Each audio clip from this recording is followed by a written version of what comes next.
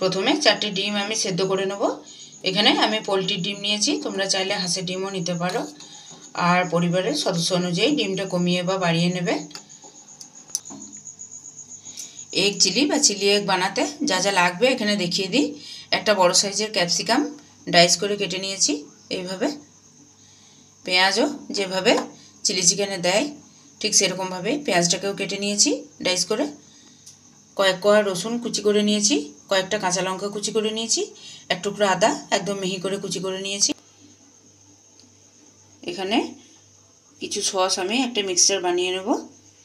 তার মধ্যে দিয়ে দিচ্ছি 2 চামচ চিলি সস,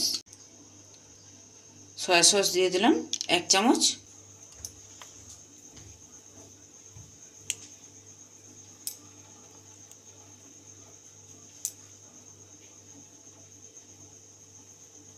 ভর্তি 3 চামচ দিয়ে দিলাম টমেটো সস। এখানে দিয়ে দিচ্ছি 2 চামচ ময়দা, 3 চামচ মতো ময়দা দিয়ে দিলাম। কাশ্মীরি লাল লঙ্কার গুঁড়ো সামান্য দিয়ে দিলাম। এখানে আদা রসুনের পেস্ট 1 চামচ মতো দিয়ে দিলাম।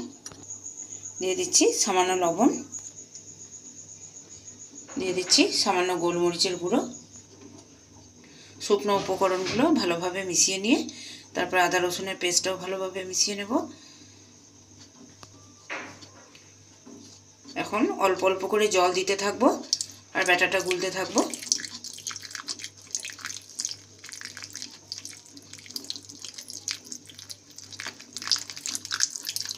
ডিমটা খুব ভালোভাবে সেদ্ধ হয়ে গেছে, এখন ঠান্ডা করে ছাড়িয়ে নেব। একটা ব্যাটার তৈরি করে নিয়েছি, খুব ঘনও না এবং খুব পাতলাও না, যাতে ডিমের গায়ে খুব ভালোভাবে কোট করে থাকে। ডিমগুলো সেদ্ধ করে খোসা ছাড়িয়ে নিয়েছি এবং প্রত্যেকটা ডিমকে লম্বা লম্বাভাবে 4 টুকরো করে কেটে নিয়েছি। এদিকে গ্যাস জেলে কড়াই গরম করে নিয়ে সাদা তেল গরম হতে দিয়ে দিয়েছি।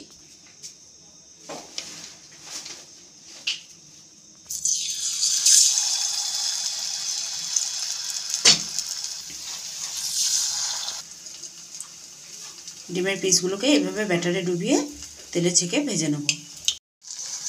উল্টে পাল্টে ডিমগুলো ভালো করে ভেজে নেব। 1 রাউন্ড তুলে নিয়ে আবারও 1 রাউন্ড ছেড়ে দিয়েছি। সমস্ত ডিমগুলো আমি ভেজে তুলে নিয়েছি। এখন ওই সাদা তেলের মধ্যেই দিয়ে দিলাম আদা রসুন কাঁচা লঙ্কার কুচিগুলো। আদা রসুন কাঁচা লঙ্কা খুব ভালোভাবে ভেজে নেওয়ার পর দিয়ে দিচ্ছি ডাইস করে কেটে রাখা পেঁয়াজ। পেঁয়াজগুলো একটু হালকা ভাজা ভাজা করে নিয়ে দিয়ে দিচ্ছি কেটে রাখা ক্যাপসিকাম। এখানে আঁচটা কিন্তু আমি বাড়িয়ে রেখেছি, কম আঁচ করলে চলবে না, কেননা পেঁয়াজ আর ক্যাপসিকাম যাতে একটু ক্রাঞ্চি ক্রাঞ্চি থাকে তার জন্য হাই হিটেই রাখতে হবে। লো আঁচ করলে তখনই কিন্তু নরম হয়ে যাবে।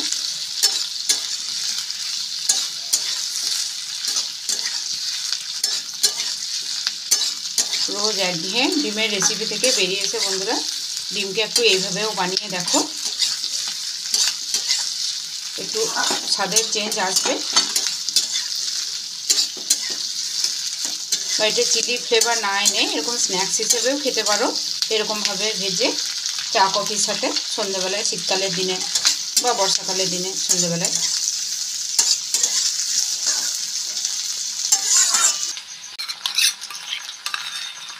যে সমস্ত সসগুলো মিলিয়ে রেখেছিলাম সেগুলো দিয়ে দিলাম।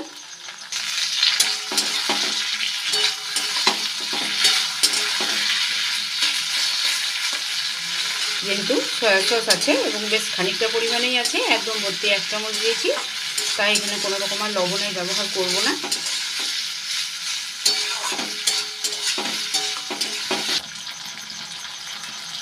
দিয়ে দিচ্ছি সামান্য জল।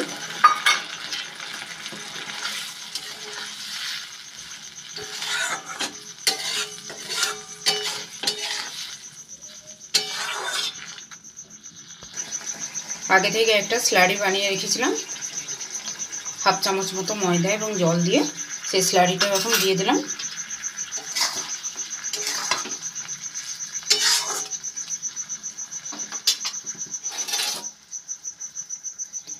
এখন দিয়ে দিচ্ছি ভেজে রাখা ডিমগুলো। খুব ভালোভাবে মিশিয়ে নেব। তোমরা চাইলে সামান্য ভিনেগার অ্যাড করতে পারো, এখানে আমি দিলাম না।